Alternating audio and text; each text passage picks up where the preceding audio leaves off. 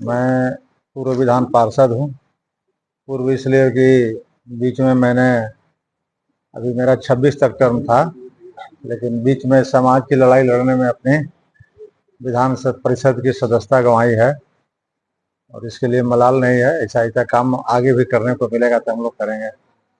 और ऐसे अति पिछड़ा आरक्षण बचाओ संघर्ष मोर्चा एक चलता है सामाजिक संगठन, उसके मैं प्रदेश के संयोजक हूँ और उसी के तहत आज हम लोग यहाँ आए हैं। बगल में बैठे हुए हैं दानी प्रजापति जी, उसके संयोजक मंडल के वरिष्ठ सदस्य हैं, और कुम्हार प्रजापति समन्वय समिति जो है उसके ये कई वर्षों तक लगातार अध्यक्ष रहे हैं। बगल में बैठे हुए हैं रामप्रयाग चंद्रवंशी जी, जो जिला चंद्रवंशी महासभा के अध्यक्ष हैं, और इधर हैं कमलेश जी, भी संदेश के रहने वाले हैं। वो हैं मोतीलाल पंडित जी, तो यहीं आरे के रहने वाले हैं, ये भी वहाँ गए थे घटनास्थल पर। तो हम लोग जिस लोमहर्षक घटना पर सुन करके आज ये हुए, और ये सूचना मिली अखबार के द्वारा ही, हम लोग जागरण अखबार में छपी थी ये घटना का। ये हसन बाजार थाना जो है, उसी थाना में एक गांव है, उस गांव का नाम है तेतरडी। तेतरडी गांव है। उसी गांव में एक जितेंद्र प्रसाद जी हैं, बहुत गरीब हैं, प्रजापति समाज के हैं। वो बेचारे राज मिस्त्री का काम करते हैं। उनकी 6 बच्चियां हैं और एक बच्चा है, और ये 5वां लड़की थी। 4 लड़की की शादी वो कर चुके थे और ये 5वां लड़की थी। लेकिन इस लड़की ने अपने बल पर अपने तैयारी कर रही थी कि हम किसी तरह पुलिस की नौकरी कर लें या कोई और नौकरी मिल जाता। ये 5-6 बजे सुबह घर से निकलती थी और वहाँ पर फिजिकल करती थी। एक ग्राउंड है वहाँ पर, और उसके बाद एक खुशी लाइब्रेरी है। खुशी लाइब्रेरी में वो कोचिंग करती थी 12 बजे से। लेकिन उस दिन ये 22 तारीख को घटना है। 22 तारीख को सुबह 6 बजे निकली है। वहाँ पर फिजिकल जो ट्रेनिंग था उसका हो गया है, दौड़ धूप करके एक्सरसाइज करके जो होता था। उसके बाद जो एजुकेशनल ट्रेनिंग के लिए जो रिटेन का जो तैयारी करती थी, वहाँ खुशी लाइब्रेरी में गए हैं। लेकिन खुशी लाइब्रेरी के संचालक हैं रवि यादव जी। रवि यादव जी की पूरी तरह से इसमें संलिप्तता बताई जा रही है कि रवि यादव जी को पकड़ करके भी पुलिस छोड़ दी है। रात भर रखी है वहाँ की जो हसन बाजार थाना है, और सवेरे पहर उनको छोड़ दी, जबकि उसे खुशी लाइब्रेरी के संचालक हैं। और खुशी लाइब्रेरी से जहाँ थाना है हसन बाजार थाना, उसकी दूरी महज 100 गज भी नहीं है, आमने सामने है। सिर्फ रोड का बीच में फासला है। रोड के पार उस एक मकान के बाद थाना का है बिल्डिंग, और इधर है खुशी लाइब्रेरी है। लेकिन ये घटना है 12 बजे से लेकर के करीब करीब 3-4 बजे तक। ये लड़की का क्या हो रहा है नहीं हो रहा है कोई पता नहीं था। उसके गांव में, जहाँ की तेतरडीह गांव की है, वहां पर सूचना आया कि लड़की आपकी बीमार पड़ी हुई है। तब लड़की के भाई जो थे, उनका नाम है हरिओम कुमार, उन्होंने एक अपनी छोटी बहन को भी लिया साथ में, और एक और गांव के एक पंडित जी को लेकर के आए खुशी लाइब्रेरी। खुशी लाइब्रेरी में आए तो खुशी लाइब्रेरी के ऊपर जो है, जहाँ पर मुन्ना यादव, भिक्की यादव, डीसी यादव, बबलू यादव, विकास यादव, ये लोग रहते थे वहाँ। तो उस रूम के बाहर में इस ये जो है उस समय अर्ध विक्षिप्त अवस्था में ये बच्ची पड़ी हुई थी। अब उसको देख करके ये लोग बड़ी परेशान हुए। तो देख रहे हैं कि सामने के रूम में, जिसमें डीसी यादव का कमरा था, उस कमरे में इस लड़की का बैग है और कुछ कुछ सामान उसमें जो है, मोबाइल है, सब चीज़ बिखरा पड़ा हुआ है। इन लोगों ने वहाँ से लेने के लिए इजाज़त मांगा। इजाज़त लोग नहीं दे रहे थे, कहते कि ले लो। तो लेने के क्रम में नीचे से किसी आदमी को ले गए। वहाँ से जो संचालक था वो आया भी नहीं। अगर लाइब्रेरी में कोई बच्चा या बच्ची पढ़ रहा है तो संचालक की पहली जिम्मेवारी बनती है कि उसकी सुरक्षा का या उसके संरक्षा का, या कोई बीमार उमार हो जाए या किसी तरह की दुर्घटना हो जाए। लेकिन रवि ने फोन नहीं किया, दूसरे किसी के मार्फत पता चला। पता चलने के बाद जब देखा कि है, उन लोगों ने एक भी आदमी उसमें नीचे में लाइब्रेरी में दो चार पांच सज्जन पड़े हुए थे, लेकिन उन लोगों ने, भीड़ लगी हुई थी, लेकिन उन लोगों ने मुनासिब नहीं समझा कि उस अर्ध विक्षिप्त बच्ची को हॉस्पिटल में पहले इलाज करावें। तब ये लड़का जो है हरिओम, उसका भाई मतलब, अपने से कंधे पर टांग करके वहां पर एक साधारण नर्सिंग होम है उसमें जाकर इलाज कराने के लिए गया। तब लड़की अपनी बहन से बता रही है कि मेरे साथ गलत काम किया गया है और मेरा बहुत दर्द कर रहा है, जल्दी हॉस्पिटल लेकर लिए। उस समय इतनी बताई है, हाँ सुई दिला करके हमको जल्दी कीजिए, उस समय बताई है। लेकिन जाते जाते जाते हॉस्पिटल में वो बेहोश हो जाई है, फिर बात करना बंद कर दी।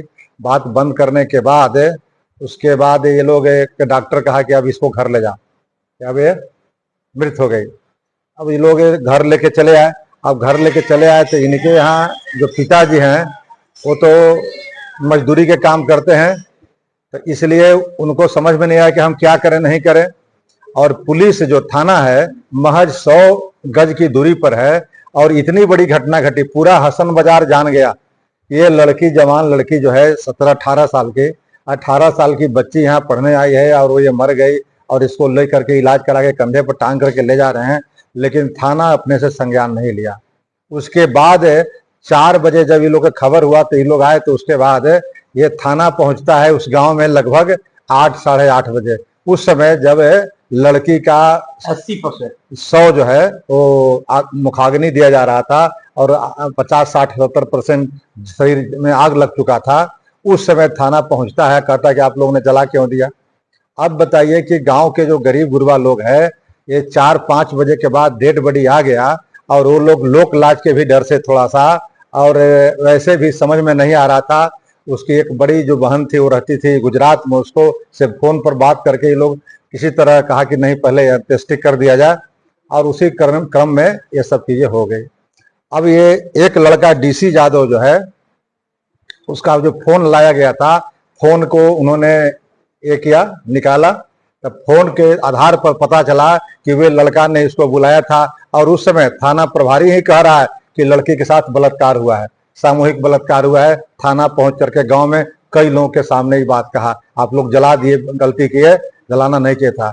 थाना उस समय भी अगर लापरवाही नहीं बरतता तो आधा जला हुआ शव था, उसको भी ले जाना चाहिए था उसको पहले हॉस्पिटल में, ताकि पोस्टमार्टम हो जाता और कुछ प्रमाण मिल जाता। लेकिन थाना वाले ने घोर लापरवाही करके थाना प्रभारी ने उसको जलने दिया। उसके बाद केस दर्ज हुआ। केस दर्ज में ये सब लोग अभियुक्त बनाए गए हैं, डीसी यादव, बबलू यादव, विकास यादव, और जो कोचिंग का संचालक है खुशी लाइब्रेरी का, वह भी रवि यादव। लेकिन रवि यादव को पकड़ने के बाद छोड़ दिया गया।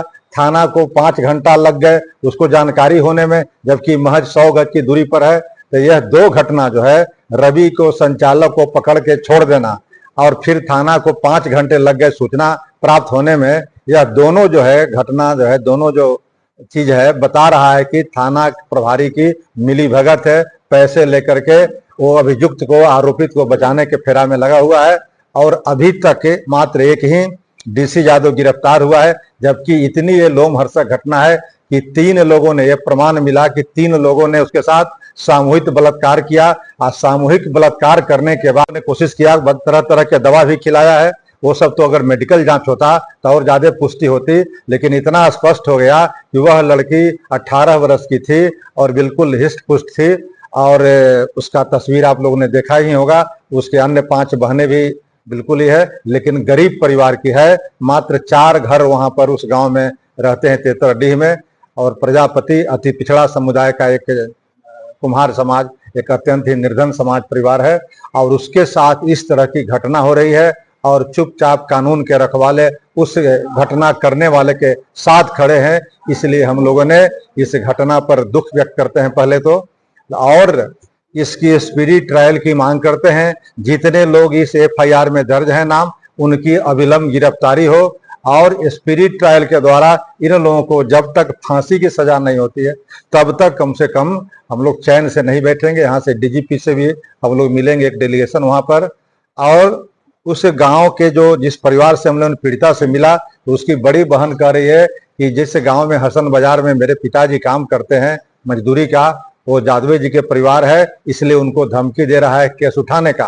तो अभी केस में अभियुक्तों की गिरफ्तारी भी नहीं हुई है, और केस वापस करने की धमकी दी जा रही है। इसलिए आपके माध्यम से हम लोग चाहते हैं कि इतनी बड़ी नृशंस घटना जो है, लोमहर्षक घटना जो है, निंदाजनक घटना जो है, इसकी जितनी निंदा की जाए, जितनी भर्त्सना की जाए उतनी कम है। इसलिए एक गरीब और परिवार की असमत की रक्षा करने के लिए हम लोग को आगे आना चाहिए, समाज के हर वर्ग को। और आप पत्रकारिता के भी एक चौथे स्तंभ है, सत्य के लिए, न्याय के लिए आप लोगों को भी थोड़ा इसको आवाज उठानी चाहिए।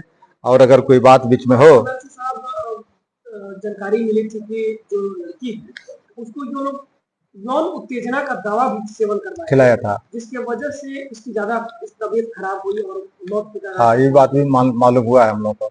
लेकिन मेडिकल, तो इसीलिए मैंने कहा कि मेडिकल टेस्ट अगर हो जाता तो वह कौन सी दवा खाई थी, उसका कितना इफेक्ट था, और उसके साथ जो रेप किया गया था उसकी भी पुष्टि हो जाती और सारी चीजें हो जाती, और नहीं करने दिया गया। उसमें थानेदार की भी मिली भगत है।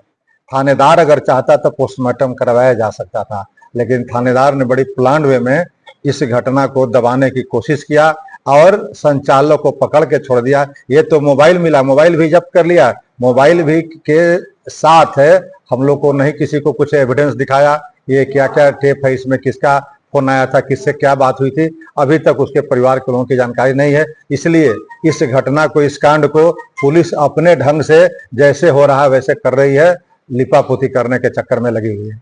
साहब, आए दिन देखा जा रहा है, हाल ही में बक्सर में 3-4 हत्या हो गया, उसके बाद कल भोजपुर जिला में भी एक व्यक्ति की हत्या कर दी गई है और आरोपी खुद लाइव आकर के बता रहा है कि हमने गोली मारा है। तो क्या लगता है कि अपराधियों में कानून का खौफ खत्म हो चुका है? बिल्कुल, ये घटना सिर्फ आरा की नहीं है, पूरे बिहार में देखेंगे, पटना के राजधानी में देखेंगे तो इस तरह से हत्याओं का, बलात्कार का, रेप का दौर शुरू हो गया है कि लगता है कि ये शासन से भय नहीं है। अब भय कि हो क्यों?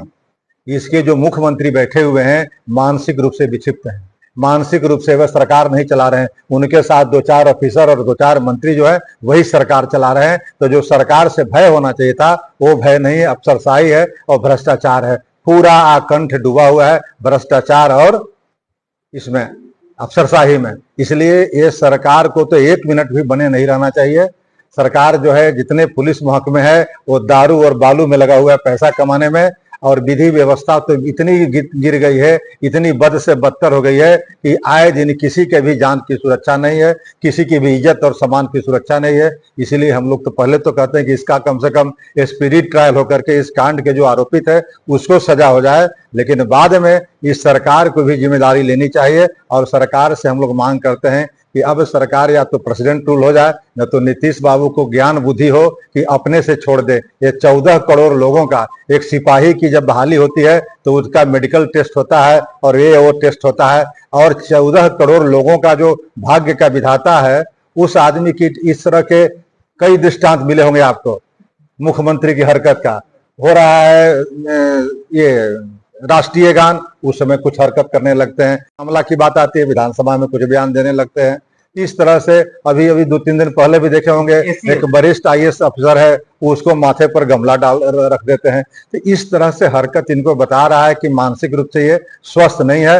वैसी परिस्थिति में मुख्यमंत्री को चाहिए कि अविलंब जो है ये मुख्यमंत्री की कुर्सी छोड़ दें, और नहीं अगर ये होता है तो प्रेसिडेंट रूल लागू हो जाए। कम से कम जान माल की रक्षा, इज्जत सम्मान की रक्षा तो हो सके। एक और सवाल है इससे हटके, अभी आरजेडी के जो, देखिए, तेज प्रताप जी बहुत बड़े पॉलिटिकल नेता के रूप में नहीं रहे हैं।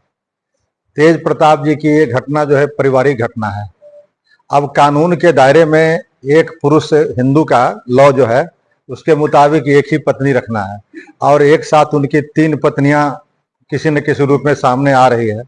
तो उस पर कानून को जो करना है करेंगे, लेकिन लालू प्रसाद जी ने उनको पार्टी से निकाल दिया और उनको घर से निकाल दिया, इसलिए सुर्खियों में है। लेकिन हमारा सवाल ये नहीं है, हमारा कंसर्न भी ये नहीं है। हमारा कंसर्न है कि कानून के हिसाब से जो सजा हो सकती है वो तेज प्रताप को होना चाहिए।